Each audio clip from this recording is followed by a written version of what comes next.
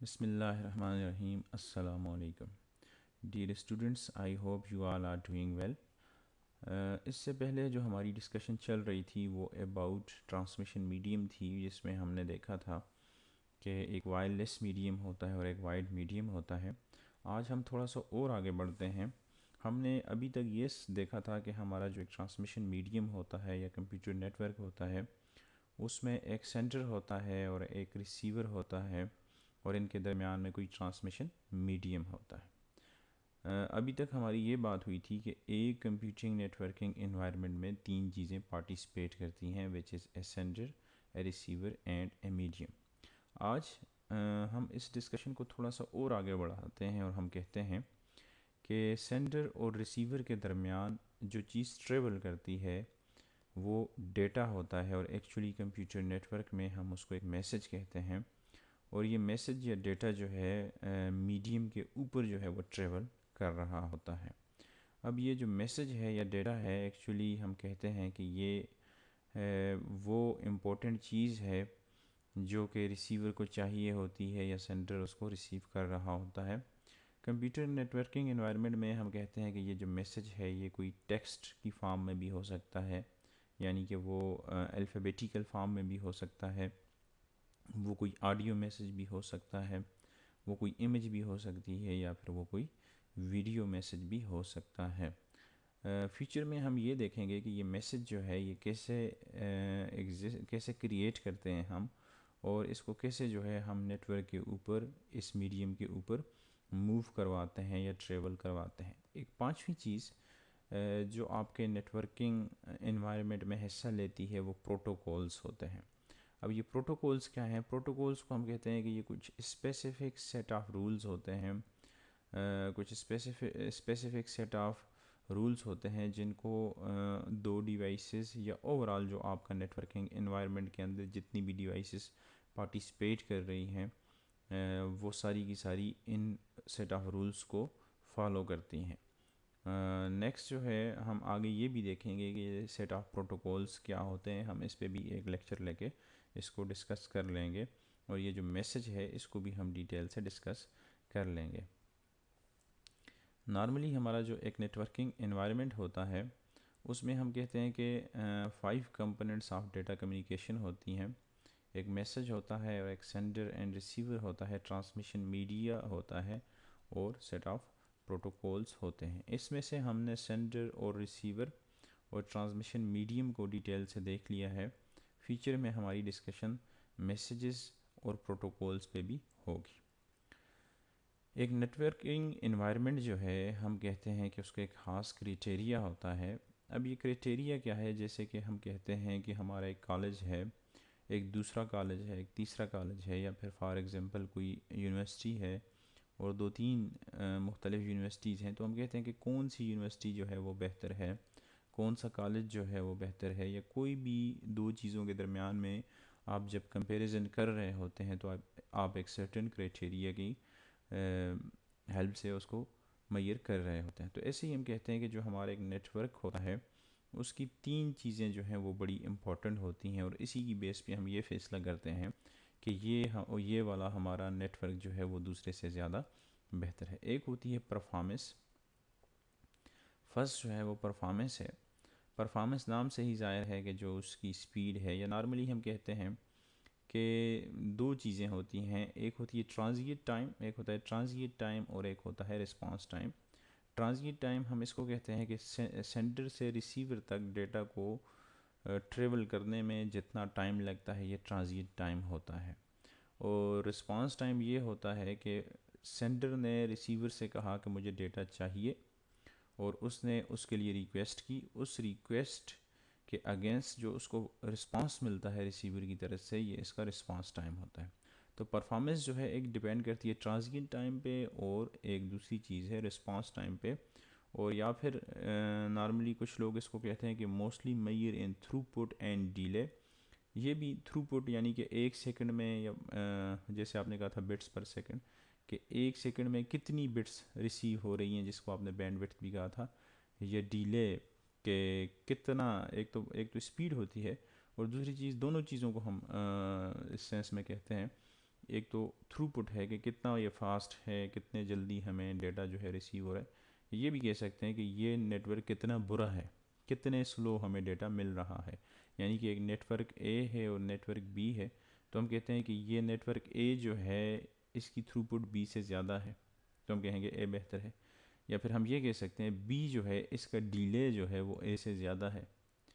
तो delay data कितना slowly हमें डेटा मिल रहा है, तो ये भी एक क्राइटेरिया हो सकता है।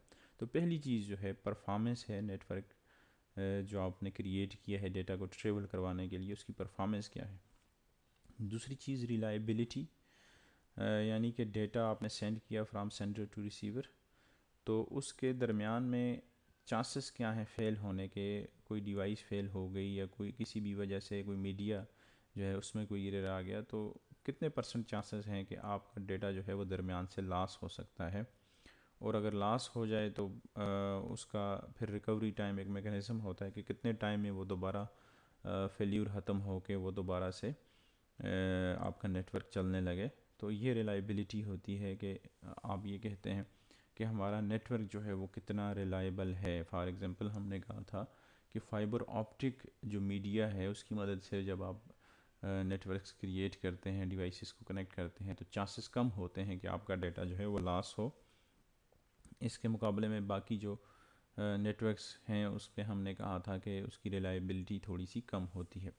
ऐसे ही सिक्योरिटी भी एक बहुत बड़ा क्राइटेरिया है किसी भी नेटवर्क को मेजर करने का, कि आप डेटा को from one device to another device travel करवा रहे हैं, सेंड करा रहे हैं, तो दरमियान से आपका डेटा जो है उसको वो सिक्योर कितना है, दरमियान से कोई लॉस तो नहीं हो रहा, या कोई और बंदा जो है आपके डेटा को अनऑथराइज्ड तौर पे एक्सेस तो नहीं कर सकता, जो जिसको उसको एक्सेस करने का हक ना हो बट वो उसको एक्सेस कर ले using some mechanism.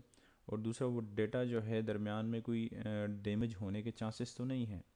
Damage mean कि किसी भी ऐसी इन्वायरमेंटल इश्यूज़ की वजह से, या फिर किसी दरमियान में वो किसी समंदर से वो वायर गुजर के जा रही है, या कोई ज़्यादा लाइट है उससे वो वायर्स गुजर के जा रही हैं, तो क्या है वहाँ पे डेटा जो है उसकी सिक्योरिटी क्या है, वो ज़ाया तो नहीं हो सकता।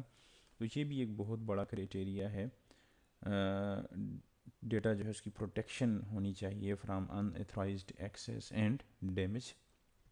तो ये इन तीन चीज़ों की बेस पे हम कह सकते हैं कि कौन सा नेटवर्क जो है वो बेहतर है, और इसको हम नेटवर्किंग क्राइटेरिया भी कहते हैं। नॉर्मली हम कहते हैं कि हमारी जो एक नेटवर्किंग एनवायरनमेंट होता है उसमें बहुत सारी डिवाइसेस एक दूसरे के साथ कनेक्टेड होती हैं। बहुत सारी डिवाइसेस जो हैं यूजिंग ए मीडियम एक दूसरे के साथ कनेक्टेड होती हैं। तो डिपेंडिंग अपॉन जोग्राफिकल एरिया, यानी कि एक ख़ास एरिया की बेस पे हम नेटवर्क को चार कैटेगरीज़ में डिवाइड कर सकते हैं।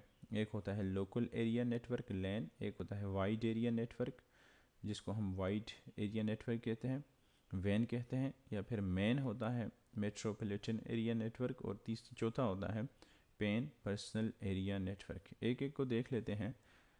बहुत ही ज़्यादा इजी कॉन्सेप्ट है। लोकल एरिया नेटवर्क नाम से ही ज़ाहिर है कि आप एक डिवाइस को जब आपस में कनेक्ट कर दें, एक डिवाइस को आप कनेक्ट कर दें, एक या एक से ज़्यादा डिवाइसेस को कनेक्ट कर दें विद इन ए बिल्डिंग, एक ही बिल्डिंग के अंदर, जैसे कि हमारा कॉलेज है, उस कॉलेज में हम कंप्यूटर्स को आपस में कनेक्ट कर दें। एक कंप्यूटर साइंस डिपार्टमेंट में है, एक मैथ में है, एक फ़िज़िक्स में है, और चौथा केमिस्ट्री में है, तो इनको आपस में एक ही बिल्डिंग में कनेक्ट करें तो हम कहते हैं ये एक लोकल एरिया नेटवर्क बन चुका है। इसके साथ ही मेट्रोपॉलिटन एरिया नेटवर्क जो है, फॉर एग्ज़ाम्पल एक हमारा कॉलेज है, एक हज़ारा यूनिवर्सिटी है, इसके साथ मानसरहा में गर्ल्स कॉलेजेस भी हैं, तो इनमें कंप्यूटर्स एग्जिस्ट कर रहे हैं डिफरेंट जगहों पे, तो इनको आपस में हम यूजिंग ए वाइड मीडियम या वायरलेस मीडियम आपस में कनेक्ट कर दें विद इन ए सिटी। ये था विद इन ए बिल्डिंग, जो कि लोकल एरिया नेटवर्क होता है। ये विद इन ए बिल्डिंग आप कंप्यूटर्स को आपस में कनेक्ट करते हैं या डिवाइसेस को कनेक्ट करते हैं। मेट्रोपॉलिटन एरिया नेटवर्क में आपका जो नेटवर्क है आप इसको with in A city connect कर देते हैं, जैसे कि मैंने कहा मुख्तलिफ़ कॉलेजेस या यूनिवर्सिटीज़ के कंप्यूटर्स को आपस में कनेक्ट कर दें। एक होता है वाइड एरिया नेटवर्क, इस नाम से ही ज़ाहिर है कि आप वर्ल्ड वाइड जैसे कि ना ये सिटीज़ पे डिपेंड करता है ना ये कंट्रीज़ पे, बल्कि वर्ल्ड वाइड जिसको आप इंटरनेट भी कहते हैं, कि आप वर्ल्ड वाइड कंप्यूटर्स को कनेक्ट कर दें कि एक अमेरिका में कोई कंप्यूटर्स हैं, पाकिस्तान में हैं या फिर डिफरेंट सिटीज़ में हैं, तो इनको आपस में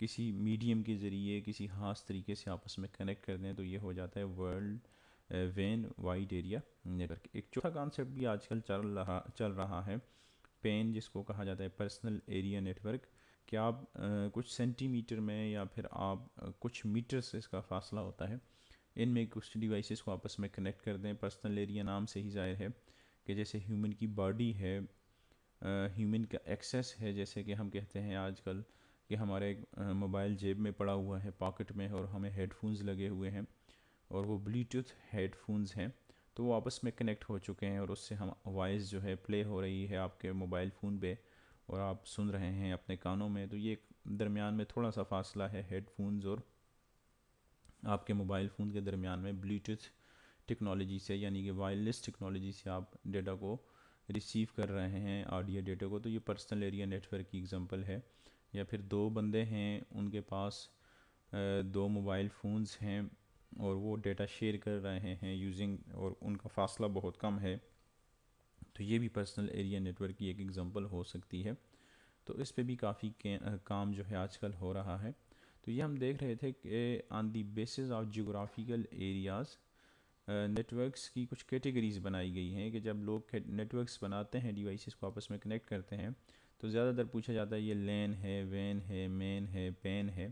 तो अगर वो एक बिल्डिंग के अंदर कंप्यूटर्स आपस में कम्युनिकेट कर रहे हैं और उनका आपस में एक कनेक्शन बनाया गया है, तो वो लोकल एरिया है। अगर वो एक सिटी के अंदर है, एक शहर के अंदर है, तो वो मेन है। अगर वो वर्ल्ड वाइड है तो वो वैन है। और एक सिंपली कुछ यानी कि एक लिमिटेड फासला के अंदर है, कुछ सेंटीमीटर या मैक्सिमम 5 मीटर्स, या नॉर्मली कुछ बुक्स कहती हैं कि 10 मीटर के फासले के अंदर आप डेटा मुख्तलिफ़ कंप्यूटर्स को कनेक्ट कर दें, तो वो पेन बन जाता है। तो ये हमारी एक छोटी सी आज की डिस्कशन थी। यहाँ से आगे हमारी डिस्कशन होगी कि देखें, हम कंप्यूटर्स को जब कनेक्ट करते हैं, कंप्यूटर्स को जब हम कनेक्ट करते हैं, तो वो कंप्यूटर्स जो हैं, हम कहते हैं कि उनका कनेक्शन जो है दो तरह का हो सकता है। एक होता है पॉइंट टू पॉइंट और एक होता है मल्टी पॉइंट। दो तरह के कनेक्शंस जो हैं हम कंप्यूटर्स के क्रिएट करते हैं नेटवर्क के ऊपर। पॉइंट टू पॉइंट नाम से ही ज़ाहिर है कि आप सेंडर और रिसीवर या दो डिवाइसेस को आपस में यूजिंग ए मीडियम कनेक्ट करते हैं, तो ये पॉइंट टू पॉइंट कनेक्शन होता है। और एक होता है मल्टी पॉइंट कनेक्शन, कि आपका एक कंप्यूटर है, आप उससे और बहुत सारे कंप्यूटर्स को कनेक्ट कर रहे हैं, तो आप एक वायर्ड मीडियम या वायरलेस मीडियम की मदद से एक ख़ास एरिया में बहुत सारे कंप्यूटर्स को आपस में कनेक्ट कर देते हैं।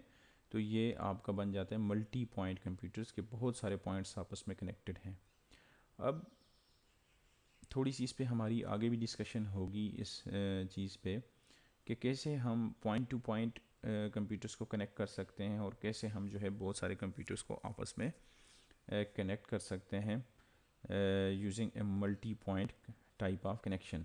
बट ये चीज़ भी आपने जहन में रखनी है कि जो हमारा नेटवर्किंग इन्वायरमेंट होता है, उसमें जो सेंडर होता है और रिसीवर होता है, सेंडर कोई कंप्यूटर भी हो सकता है, रिसीवर भी कोई कंप्यूटर हो सकता है, और सेंडर जो है वो कोई मोबाइल फ़ोन भी हो सकता है, और रिसीवर जो है वो कोई कंप्यूटर या मोबाइल फ़ोन भी हो सकता है। जिस बात के ऊपर मैं फ़ोकस कर रहा हूँ, आपने जहन में ये रखनी है कि ज़रूरी नहीं है कि नेटवर्किंग इन्वायरमेंट में जो दो डिवाइसेस का नाम लिया जा रहा है वो सिर्फ़ और सिर्फ कंप्यूटर्स ही हों। वो कोई मोबाइल फ़ोन्स भी हो सकते हैं, वो कोई टैबलेट्स भी हो सकते हैं, किसी भी टाइप के कंप्यूटर्स हो सकते हैं, या फिर वो कोई नेटवर्किंग डिवाइस भी हो सकती है। जैसे कि आप नाम सुनते हैं, राउटर्स होते हैं नेटवर्किंग में, स्विचेस होते हैं, हब्स होते हैं, ब्रिजेस होते हैं। ये कुछ स्पेसिफिक टाइप की डिवाइसेस क्रिएट की गई हैं नेटवर्किंग एनवायरनमेंट के लिए, और हर एक डिवाइस का अपना एक ख़ास काम है। हम फ्यूचर में इन डिवाइसेस का यूज़ भी देखेंगे और इनको डिस्कस भी करेंगे कि हर एक डिवाइस क्यों लगाई जाती है, इसका काम क्या होता है। तो नॉर्मली हमारा जो एक नेटवर्किंग एनवायरनमेंट होता है उसकी दो टाइप्स हैं। आप जब दो कंप्यूटर्स को आपस में कनेक्ट कर रहे होते हैं, तो आप उनके दरमियान में पॉइंट टू पॉइंट भी लगा सकते हैं कनेक्शन, और मल्टी पॉइंट कनेक्शन भी क्रिएट कर सकते हैं। डिपेंड करता है कि अगर सिर्फ दो कंप्यूटर्स के दरमियान में आपका बन रहा है नेट डेटा सेंड और रिसीवर है, तो आप पॉइंट टू पॉइंट इसको कहते हैं। बहुत सारे कंप्यूटर्स हैं, उनके दरमियान आप डाटा सेंड कर रहे हैं, तो ये मल्टी पॉइंट कनेक्शन है। नेक्स्ट लेक्चर में हम यहाँ से ही आगे कंटिन्यू करेंगे और इस चीज़ को थोड़ा सा हम और भी डिस्कस करेंगे। ओके जी, अल्लाह हाफिज़, थैंक यू।